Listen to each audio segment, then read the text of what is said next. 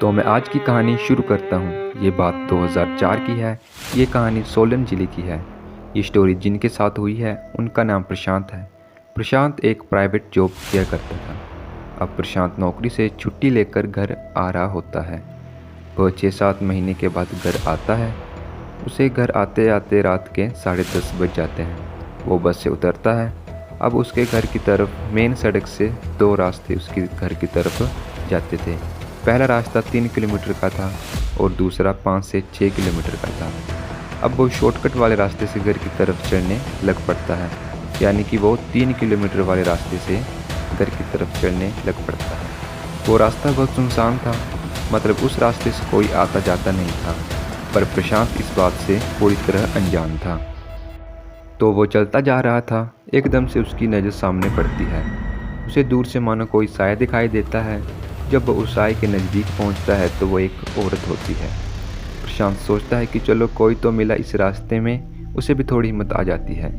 प्रशांत उन्हें पीछे से आवाज़ लगा के बोलता है, रुकिया मिंजो सोगी चला, मैं भी करो ही चलिया। मतलब रुक जाओ, मेरे साथ चलो, मैं भी घर ही जा रहा हूँ। जो औरत थी वो उसकी बात का कोई जवाब नहीं देती है। वो अपने ध्यान में चली जा रही है। प्रशांत को ये बात बहुत अजीब लगती है। अब प्रशांत उसके कपड़ों की तरफ नज़र डालता है। ये देखकर उसे बहुत हैरानी होती है।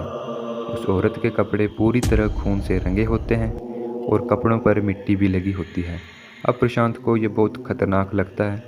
वो उस औरत से पीछे चल रहा होता है। अब वो सोचता है कि उस औरत से आगे हो जाऊं। जैसे ही वो 2-3 कदम उस औरत से आगे गया होता है, तो अब प्रशांत सोचता है कि क्यों ना भी इस औरत के फेस की तरफ देखूं। ये औरत कौन है और इतनी रात को ये यहाँ क्या कर रही है। अभी केवल वो 2 सेकंड के लिए पीछे मुड़ा होता है। जो कुछ वो पीछे देखता है वो बहुत डरावना था। इस पर विश्वास कर पाना बहुत मुश्किल था। उस औरत का फेस बहुत टूटा फटा सा था। उसके फेस की चमड़ी पूरी तरह फटी हुई थी और फेस से खून भी टपक रहा था।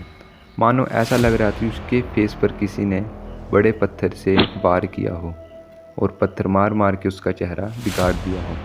मतलब उसका चेहरा इतना बुरा था। यह देखकर प्रशांत की तो हालत ही खराब हो गई थी। उसे कुछ समझ नहीं आ रहा था कि क्या करूं। अब वो सीधा घर की तरफ तेजी से भाग जाता है। वो इतना डर चुका था कि उससे चिल्लाया भी नहीं जा रहा था। थोड़ी देर आगे जाने के बाद उसे पीछे से एक बहुत डरावनी सी आवाज़ आती है और वो आवाज़ होती है, आज तो तू बची जा, कन अगली बार इस रास्ते से मत आंदा, नहीं तो जिंदा नहीं छड़ना मैं।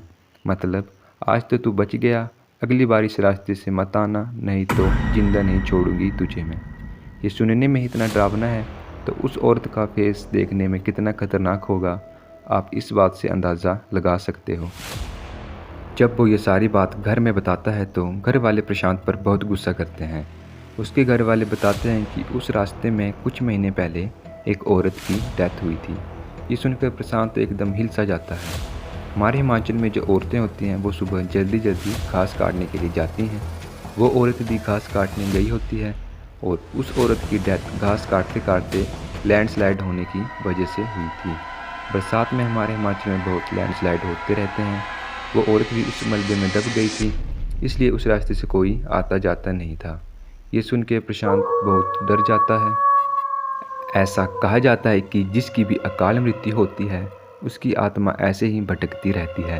फॉर एग्ज़ाम्पल, अगर किसी इंसान की उम्र भगवान के द्वारा 60 वर्ष लिखी गई है और वो बंदा किसी कारणवश सुसाइड या फिर किसी हादसे से उसकी डेथ 40 वर्ष में ही हो जाती है, तो उस बंदे की जो 20 साल की उम्र बची है उसमें वो भटकता ही रहता है। मतलब उसकी आत्मा अगले 20 वर्षों तक ऐसे ही इधर उधर भटकती रहेगी। अगर उसकी आत्मा को मुक्ति देनी होती है तो मनुष्य शांति हवन करवा के उसकी आत्मा को शांति दिलवा सकता है। इसलिए लोग शांति हवन जरूर करवाते हैं इंसान की डेथ के बाद। इसलिए उस औरत की आत्मा भी उस रास्ते में भटक रही थी। प्रशांत के साथ इस इंसिडेंट होने के बाद पूरे गांव वालों ने ये निर्णय लिया कि वे उस रास्ते में शांति हवन करवाएंगे और उस आत्मा को मुक्ति दिलवाएंगे।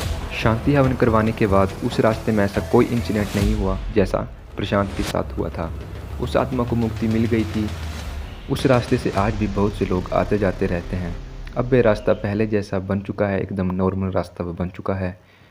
इस कहानी में कितनी सच्चाई है इस बात का कोई प्रूफ नहीं है, आपको ये स्टोरी कैसी लगी आप मुझे कमेंट करके बता सकते हैं। अगर आपके पास भी है कोई हॉरर स्टोरी तो आप मुझे ईमेल कर सकते हैं। मैंने डिस्क्रिप्शन में अपनी ईमेल आईडी दे दी है, तो आप मुझे मेरी ईमेल आईडी पर अपनी हॉरर स्टोरी भेज सकते हैं। तो मिलते हैं अपनी नेक्स्ट वीडियो में, तब तक बाय बाय।